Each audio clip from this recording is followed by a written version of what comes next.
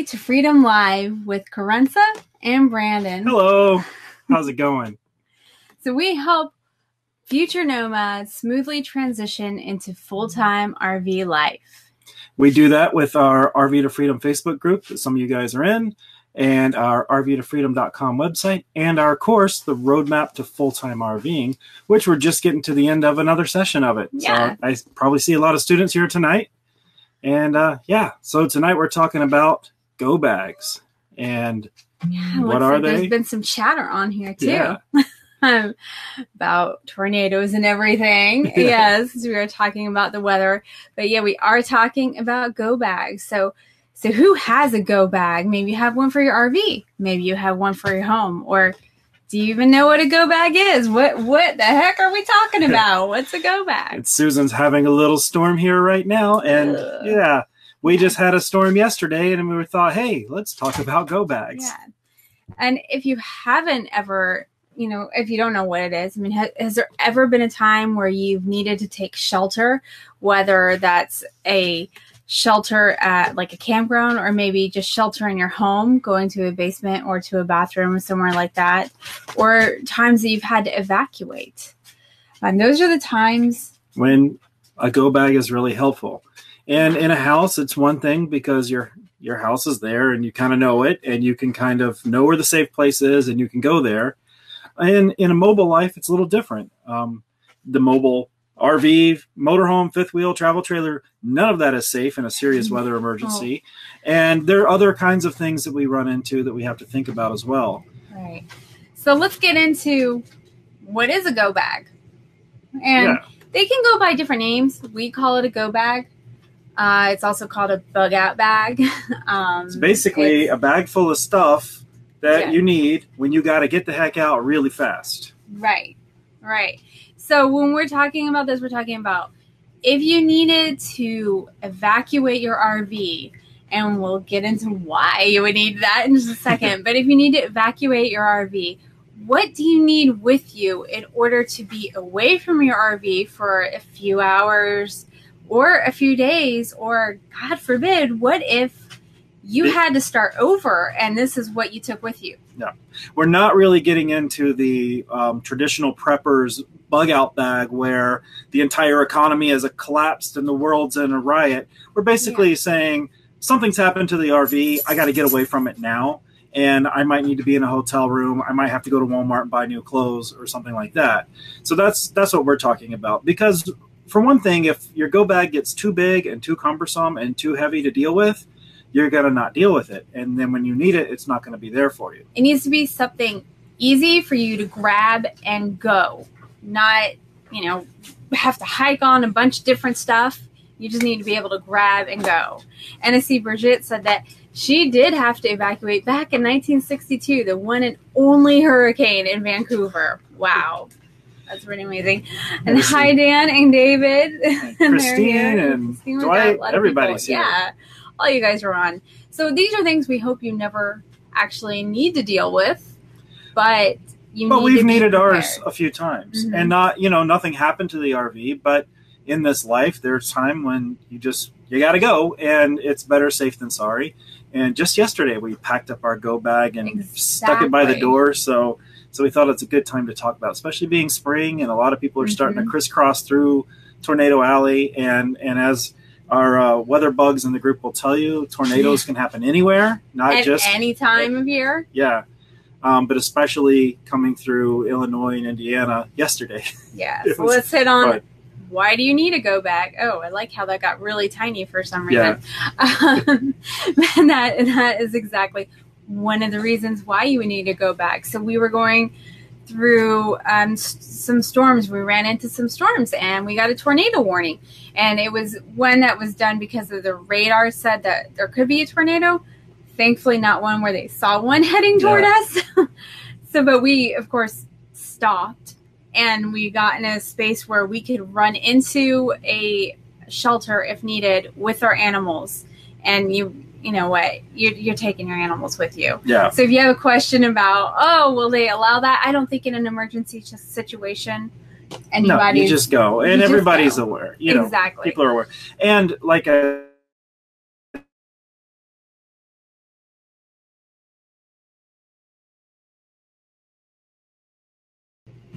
Let's see where we are at now. We switched from AT&T to Verizon. So let's see if this is doing any better.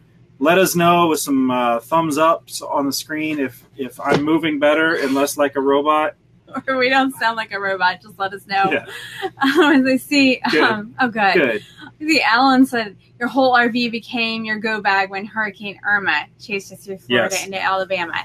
We have done that too. I mean, not that time, thankfully, but yeah, we said we have wheels. We don't need to be here during a hurricane. Nice. Let's get out of here. So Verizon's winning now. Verizon's winning. Verizon's hey, working for us. That's why you keep 2 different internet plans from AT&T and Verizon.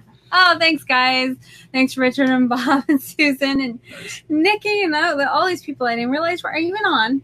Hey, guys, how you doing? All right, so we were talking about reasons why you might need to get out of your RV. So weather. Weather was the first one because tornadoes, especially, not a safe place to be in an RV. Yep. Other weather can still affect it.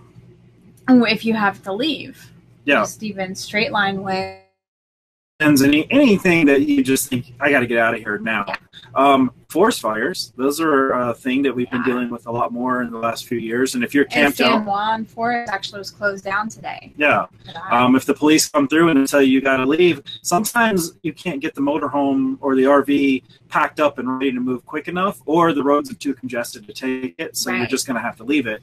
And that means you could leave in your car, but you still want to have this go bag with you in your car. Sometimes it means not in the forest fires taking shelter, but in some of the other situations just going to the shelter. Oh no, now we're frozen. What's up? I don't know. Sorry, everybody's guys. using the internet here. Yeah. Video's breaking in. All right, keep talking. I'm going to turn on the booster. All right, we're going to try this again. So those are the main reasons for weather. But there's also things like, what if your RV catches fire? You want to be able to get out of there as quickly as possible and be able to save the best things that you need to have with you to keep going. So those are the main reasons that you want to have a go bag. And it's just something to grab and go and have with you. You got it? I think so. We'll see. Am I thinking any missing other? What did you say? Fire. Fire, yeah, RV fire. And also because these are vehicles, we are on the road, traffic accidents are a thing to worry about. You could have an accident in your RV where you need to get your stuff and get out of it. I mean, we have propane tanks on board. We have all kinds of wiring running everywhere. If the RV is compromised, you may not want to be near it. Right. Grab and go. So let's pop on over. Sorry, agenda. All right. Hopefully this is better with the booster going. If not, we're going to revert to our third option, a different AT&T source. And then after that, we'll just we'll send carrier pigeons to you guys to let you know how to do this. Okay. All right. So let's grab this bag. So first thing, what? Well, at the beginning we were asking who here already has a go bag. Yeah. And it might have gotten lost in the shuffle, but who's already got a bag or some kind of bug out situation in their RV? This is ours. It's a waterproof dry bag like you would have for a kayak. It's exactly what it's sold for. It's got a nice convenient shoulder strap so we can throw it on our shoulder. And, you know, if you consider a lot of the times you might be leaving, it's going to be stormy and it's going to be rainy. So waterproof. That way it'll take care of your stuff. Yeah. It's probably ideal. That way, everything you have in there, you're not having to put everything in there into little baggies and waterproof things. You just keep it all contained within. So that's the first thing. And we really do recommend a waterproof bag. If you have something that's you want to use that's maybe not waterproof, throw a garbage bag in the bag. And then if you need to, you can put it on the outside of it and keep things dry or keep everything within it dry. So let's go. What else is in a go bag? Sorry, I'm having trouble with the mouse right now trying to get in there. So what's in this go bag? What should you take with you? Well, $10,000 and directions to the nearest pizza place. Right. I don't know. Right. The first thing that we would say are all your important documents. So here I have just this. This was some organizer I had from our previous life. And I have our important documents in it. So I keep things in here folded up. I also like it because, hey, it's another plastic thing to keep water out. Yeah. And maybe you don't want to carry all your important documents and the actual documents. Maybe you just carry the copies of them, and maybe you keep your the originals in a safety deposit box or something like that. But some important documents could be like insurance information, insurance papers, so you know who to contact. Yeah, if you are in an accident or you have a fire, that's one of the resources that you need to contact, and you need to have those papers with you. You can also keep them online. Sometimes it's good to keep them online in a cloud source and have a paper copy with you, just so you can immediately access it, especially if you don't have your computer and stuff. But anything that's important, difficult to replace, and that you might need, identification, prescriptions, any kind of records you might need to give somebody or show somebody, or definitely insurance information in case you've got to contact insurance. Have all that for you. And you guys are putting in a lot of suggestions for things that you have in yours, and keep those coming, because you know, we have ours and we have our suggestions, but basically you build these bags to fit you. Whatever level of comfort you are with the bag. I mean, for some people it's just like, okay, I just need a little bit and I'll be all right. For some people it's like, I've got to survive for 2 weeks away from the RV in the woods by myself.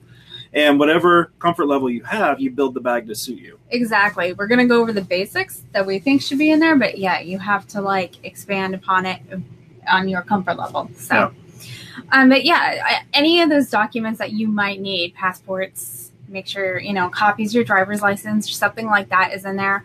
And again, then maybe you have some of this stuff kept in the cloud. Maybe you want to keep it in the cloud, but you also want to keep it on a little thumb drive and throw that in the bag with you. So you have the documents.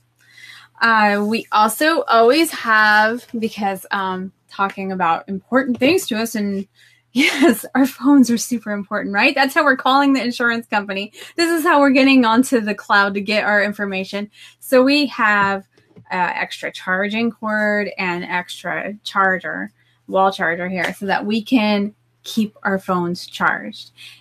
And this actually we have experienced, we've been in a hurricane. We went through Superstorm Sandy, and for a while there, we had to go out to our car to charge our phones so that we could actually just keep in touch with the world. So. David's got a great point too. Your RV may be the most perfectly sound RV in the world, but if your neighbor's RV catches on fire, you may not have time to get your jacks up and your slides in and get disconnected before the heat of that RV is affecting your RV, and you've just got to leave. So you have to think that it's not only, you know, me, I'm a perfect driver, I'm well maintained, everything's perfect. It's all the other crazy people around you that could cause issues as well. Right. Okay. And David jinxed us. What? He said the booster's working, so now it's not going to work anymore. Okay. So on that same thing, you could put like a battery cell phone charger in there. Just make sure that you keep it charged. Yeah. And also keep in mind that in a serious weather event, cell towers may go down. Any kind of serious major catastrophe where a lot of people are affected, the cell towers can get overloaded and they cannot work so great. So having a battery-powered weather radio of some sort, like a little battery-powered doodad like this, or even a lot of the handheld two-ways now, also do radio, do weather. Reported 73. So. And this is what we had on yesterday listening to it. And these can also be good because you can talk to other people with them sometimes. Yeah. But that way you are always staying apprised of the weather, know what's happening, and it will tell you if the alerts have gone away or, you know, what's coming at you. So you should always have that weather radio. And then just a quick one on the weather radio front, which is an extreme thing that you don't need to have. But we do a lot of off-roading, and whenever we start off-roading away from the RV, we push out really far to places where there is no cell signal, and we're off-roading doing dumb stuff because I'm driving. There's a likelihood someone will get hurt or something will break. So we also have a satellite messenger. So this thing can talk to satellites in space and send text messages to anyone anywhere in the world. And so if the cell's down locally, I can still get a message to my family in Georgia and say, hey, we're fine, or get them to help start trying to coordinate some kind of issue. And worst case scenario, it has an SOS button on the side I can push and send out the cavalry. And like Dan says here, ham radio is a good backup for communication if you have no cell service. And we're actually, when we were at Escapade, we were talking to the ham radio BOF representative, and he was telling us about how they got a whole bunch of stuff just coordinated. I don't remember what just happened. There was the floods in Maryland. And the cell towers went down. The first thing to come back online, or the first thing that worked, was a ham radio. So all the ham radio guys started helping coordinate, and they helped coordinate the police, the dispatch. They helped coordinate rescue teams, and then they even helped coordinate Verizon to help them get their generator-powered cell towers out and up. So yeah, ham radio is definitely good. Nikki, I've been thinking. Nikki's asking about this. It's a Garmin InReach. No, at the top. Okay, yeah. This is a Garmin InReach, and I believe there's a brand new model. Yeah, there is like a little one. Yeah, it's a little bit smaller, but this actually allows two-way communication by text. So you can Bluetooth it to your phone, so you can text on your phone and it sends through this, or you can send directly from this using like the old school on-screen keyboard. But this is great, and it has a monthly fee. They're expensive to start. They're like $350 to $400 to get started with. And then the monthly fee is like $15 a month, or $11 a month if you do like an ongoing annual subscription. But anyway, they're cool. Yeah. Okay. So another thing you might want to carry in there is toiletries. And if you know all those little hotel little size toiletries, maybe you have some of those that you want to throw in there. Just the basics, so you could get through a night if you needed to stay somewhere, and then make you feel better, a little bit cleaner. But along with that, we also carry just a little bit of extra clothes. Pretty much the basics for us. We get away with like an extra pair of underwear just to make you feel better. I have a shirt thrown in there so Rana can change the shirt. And hey, socks, because if your socks are waterlogged, that's not comfortable. Yeah. So that's one of the things that we keep in there. Yeah. Maybe we're running out in flip-flops, but we don't know. Might be shoes. Oh, Nikki, this is a Baofeng radio. They're pretty inexpensive on Amazon. They're like $25 or $35. They're kind of a pain to program and get them working the right way. But there's a Midland radio that also does this, and we talked about it earlier or yesterday. I'll post a link in when we're all done here. I'll post a link to that radio because it does two-way communications and weather bands, which is what you're looking for. Yes, menstrual cups. Yeah, I don't know if somebody put that down there, but yes, toiletries and that. Yeah, you should have all that. Yes, think of everything that you might. You don't know what time of the month you might have to exit the RV. Absolutely. Extra medication if you have. This is our dog's medication, which we'll bring up. But yes, we put his extra medication in there so that we have it with us because he needs this twice a day, every day. Or he has seizures. Yeah. Right. So we carry it, we have it in there, and then you just want to make sure to go in and make sure it's still up to date. When you need to get your new bottle out, grab it from there and then put the extra one in there or something like that, or keep changing out the pills. So you're rotating them and making sure it's all up to date and fresh. Yeah. Really make sure you don't let the meds expire. And Richard, solar charger, a way to make fire for boiling water, staying warm, CB radio, knife, light. Yeah, the big credit card. Yes. Yeah. Take half as what you need and twice as much money.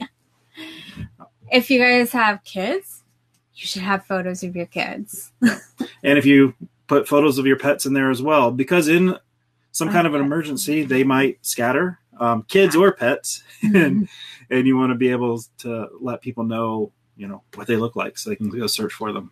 Keys. If you have spare keys, you probably want to keep those in there because you're running out. If you're like, Brandon, we have a place for keys up in the front, but he doesn't always put them there. Sometimes they're kind of randomly put around the RV. They're right here on the counter right now. For the show? No, just because that's where I dropped them when I came in. So what if you're really trying to run out and then you don't have keys or keys for the car and you're trying to get in there? It's always good to have. Oh, we got the weather radio. How about a flashlight? Flashlights are always good to have. And on top of, we have flashlights. We also have glow sticks. So these are always good. They can, if you have an accident at night, you can use them to kind of mark the highway so people stay out of the way. Road flares are also good. We even have like this little guy you can put around your neck. And some of this is left over from our backpacking days when we had all this stuff, but little tiny flashlight and a little safety whistle so we can alert people. So we're not having to scream. Blow that right now. I'm not going to blow it right now. Thank you. I started getting a headache and I was like, that cannot happen. All right. And of course, cash. If you can keep some extra cash in there and some small bills, something like that, that is going to be helpful for you if you need to buy stuff. Yeah. If you're running out and hey, you need food. A lot of places, if the weather knocks out the power or anything, they'll only take cash. It's just handy to have some extra cash on you. There are some other things that we carry in here too, like emergency ponchos. We have that. Headlamps are good. Nikki just said that too. Yes, the headlamps are good. We have little towels. These are those, what are they, like? I don't know. The little backpacking towels. Again, left over from backpacking days, but little. But they're, it's nice because they're already small. And we're not going to put a big towel in there from the bathroom. But again, if your head's wet and you're just soaked, comfort can make you feel a lot better, a lot faster. Yeah, a lot better. These are water drops to purify water so you can drink it. And we usually carry like little pens and pencils and some kind of notepad so that we can write down stuff. If you're calling the insurance and you need to take down some information, you need somewhere to write it. So it's helpful to have something to write on and write with in there. And it's small. So, you can put like a little notebook. You don't have to put something big. And, but it makes a difference. And, we always just have a couple baggies in there too. So if we need to separate something, if something's wet, we want to put it in there. If you need to waterproof your phone, boom, stick it in the bag and it's waterproof. You can still use the touch screen on it. Grocery bags, not grocery bags, but like a trash bag to waterproof your whole bag, or if you need to just put things in to keep it dry. Yeah. And Richard's got a point. Put your bike helmets on. Yeah, if it's a heavy storm, it's not the wind that gets you; it's the things that the wind are blowing that gets you. We've actually, when we had a motorcycle and we were in Dallas, and we had a tornado alert. We had our motorcycle helmets on and our leather jackets, and we were all crouched in the bathroom together. Protect your head. For a lot of us, it's the most important thing we have. Right. And this is something for me. I wear contacts and I have my glasses. And you can't see without them. I can see all right. I can't drive or anything without them. And my glasses are going to be kept in the bathroom or the bedroom, depending on where they are. I don't keep them in the go bag. So my last set of glasses, I actually keep in the bag so that if we run out and I don't have extra contacts with me, which I can also throw, because I wear monthlies, throw an extra box of contacts in there too. But if I'm out of those, I'm at the end. I just always keep this in here too, so that at least I can see decently until I can get more contacts and I'm not making Brandon leave me around. Yeah. And then if you have pets, don't forget about them. Don't forget the pets. Well, take them. I mean, that's a given. That's a given. Take your pets with you. We have evacuated into the bathrooms at a state park before. Yep. And although that's a place that you normally wouldn't take pets, we walked in with 2 dogs and 2 cats and a carrier, and no one said anything because what are they going to say? Right. No, go leave your pets to, get hurt. Well, once the tornado sirens start going off, all bets are off, Exactly. And a thing with cats is we all know cats can be unpredictable. And when they get frightened, they can do weird things and they can claw and they can bite. So if the storms are getting weird, go ahead and just put your cats in your carriers. That way you don't have to go fish them out from underneath the bed or in the little cubby holes. You know where they are. You can grab them. You can go. We even used to do that when we drove. We would keep cats in the carriers until one of our cats just got to where he wouldn't tolerate it at all. But just for that reason, if we were in an accident or something, yeah, we could grab them and go. We didn't have them, bolting out a broken window and taking off across the highway. Right. And I see Dan has also used his motorcycle helmet in the bathroom before. Nice. Not the only one with that. But then, now we just have the dogs. So for the dogs, we have extra leashes. Yeah. In case we're getting out fast and we don't have time to grab their leaches that are here. And we're just grabbing them by their collar, and we run out and then we're just like, put it on, because in a tornado, usually be trying to put it on them beforehand. But what if you're just running out with a collar, or you're just trying to get out in the fire and just, carrying them out? Yeah. You want to have something. It's also nice because if we do have our leashes, if somebody else runs into that issue where they got out with their dogs but without a leash, we have something to help them. We also just tend to find stray dogs, so we just carry a leash in the car. Extra leashes around for the strays. Yeah, we're very good at that for some reason. And an impromptu little small animal carrier, a cat carrier, is just a pillowcase. Yeah. I mean, that's not something you want to use all the time, but if you have one in your bag, if you need to, you can use that. And if you have trouble getting a cat into a bag because they're freaking out or they just hate it, you take a big thick towel and you wrap them up real tight like a burrito, and you just shove the whole towel and the cat in the bag, and then you can try to fish. You can fish the towel out later if you feel like it, but that keeps their claws from going all different directions. But it worked really well for us. Yes. And then, of course, you want to have your extra pet waste bags in there, all that stuff that you need.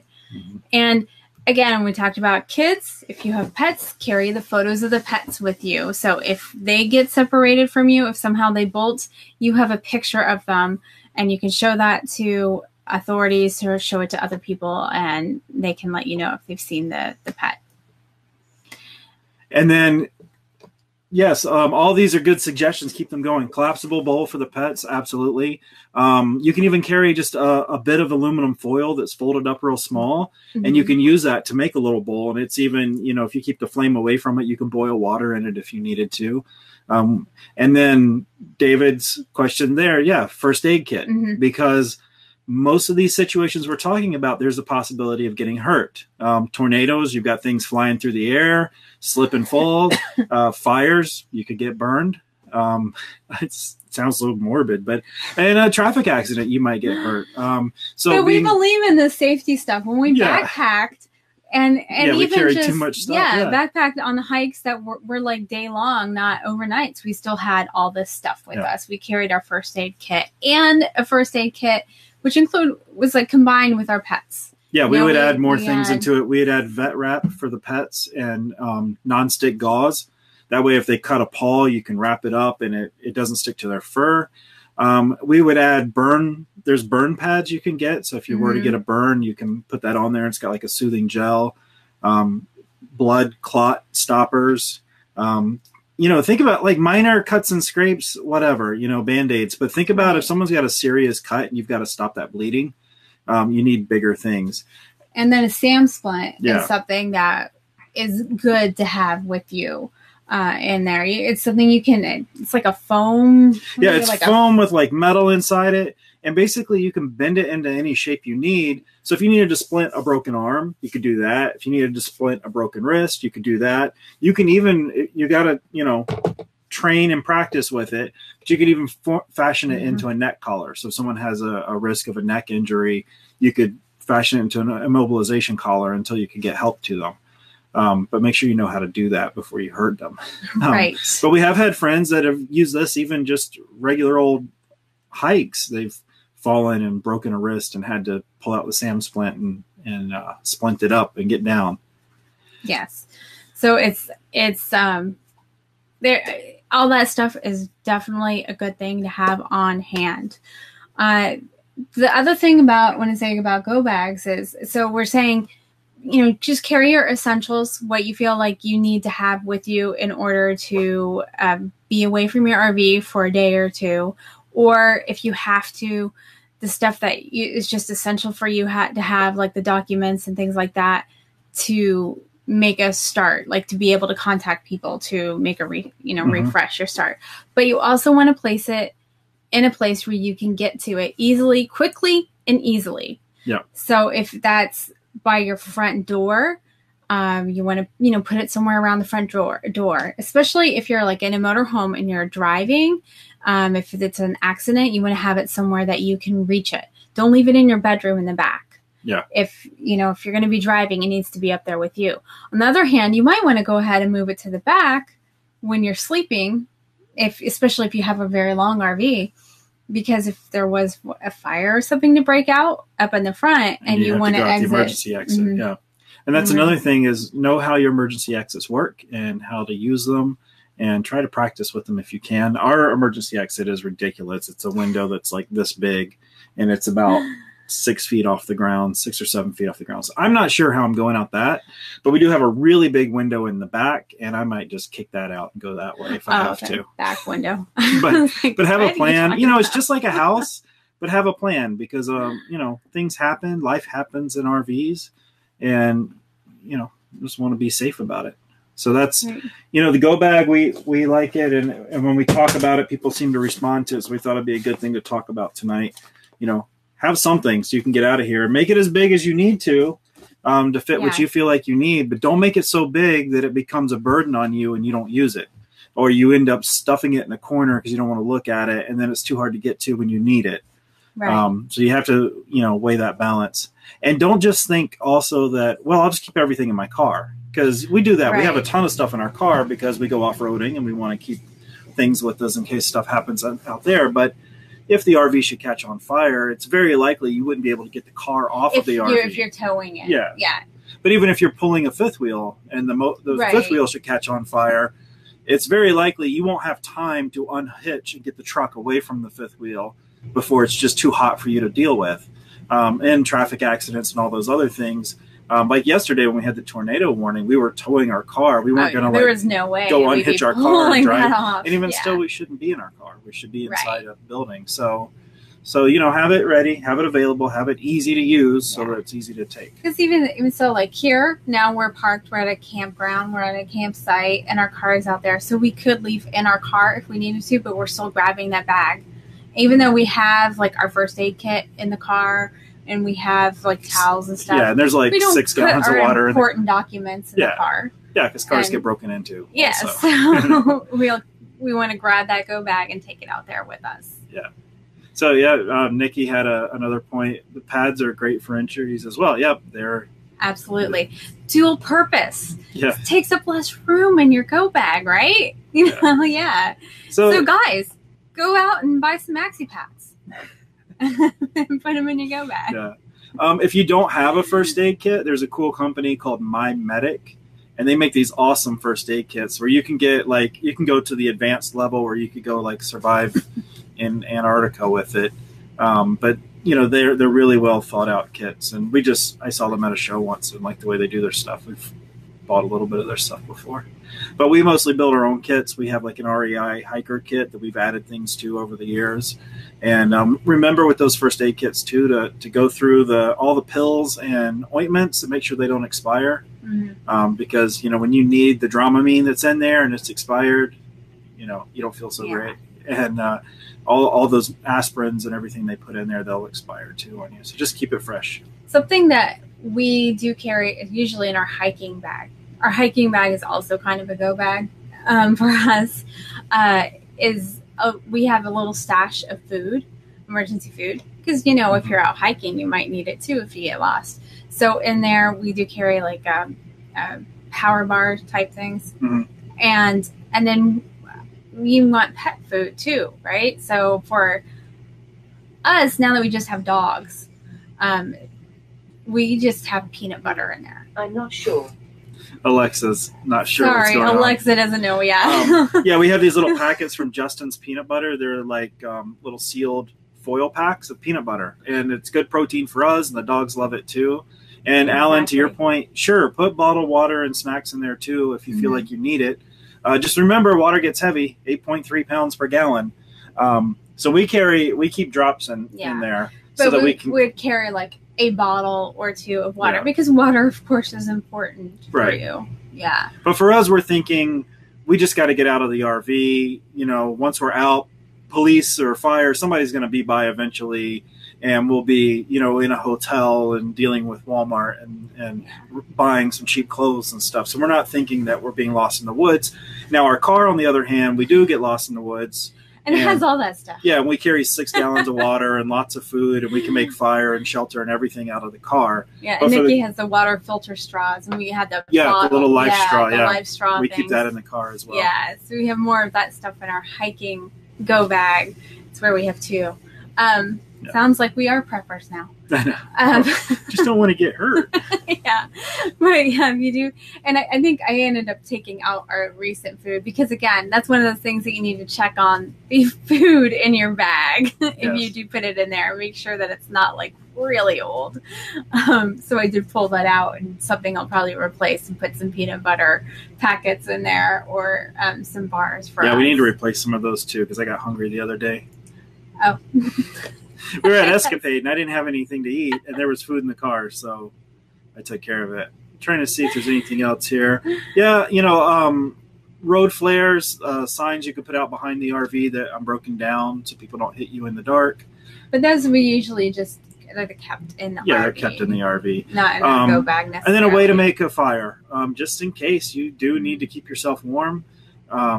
You know, waterproof matches. There's lots of great tutorials online on how to make waterproof matches and how to start a fire in the rain. And that's where I could have fun all night, just exploring all the fun ways to make fire. So, yeah. But otherwise, go bags are cool. Make sure you get one and set it up. Make sure you have it and have it ready for the emergency. Make sure you have it where you can grab it and go. Yeah. Don't put it up in some cabinet where you can't get there and you're like pulling everything out to get to it. That's not the purpose of it. And if you guys, as you're watching this video in the replay as well, if you guys have more ideas for things that should be in a go bag, drop them in the comments, and that way we can all learn and build better go bags, or people can say, oh, that would be good for me, or I don't need that thing because that's crazy. But not everybody's going to need their old glasses in there. Yeah. But for me, it makes sense. Yeah, exactly. I would like to be able to see. Yep. All righty. Well, it's been fun, and I think we're going to take off now and go enjoy the state park we're in now. Yeah. And we'll see you guys. Oh, what did I do? See you guys later. See you later. Bye. We hope you enjoyed this replay of our Facebook live show. Join our Facebook community to participate in the live shows and learn how to live in an RV. Go to rvtofreedomgroup.com to join the RV to Freedom Facebook group. And to be notified about our next live videos and more, sign up with the link provided below in the video description. We want to help you find your RV to freedom.